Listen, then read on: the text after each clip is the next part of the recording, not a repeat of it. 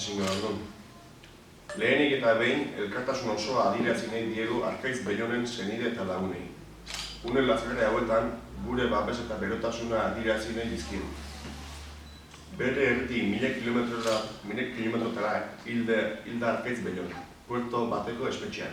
Zigorraren 3 laurdenak beteta izan arren, beraz, kalean egon behar zuen. 1000 kilometro hauen hartzearen dagoen errealitateari erreparatzen badiogu, giza eskubideen urraketa oinarritutako espetxe politikak gizagabe baten aurren aurkitzen gara. Egoera hau beti izan baldin bada bidegabea, berau mantentzen erabat zentzugabea eta onartezina bihurtzen da gure herria zabaldu den errealitate berria. Gure herriak konponbidea eta bakea behar ditu. Giza eskubide guztien errespetuen erekitako bakea hain zuzen.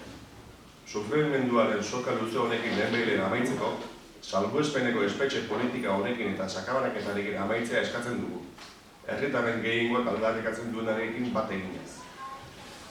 Ondorioz, dei egiten diogu Azpeitiko herriari otsailaren 9an, igandean, arratsaldeko 6:30 herriko plazan konponbidearen alde sakabanaketa amaitu lelopen egingo den konzentrazio isilean parte hartzea.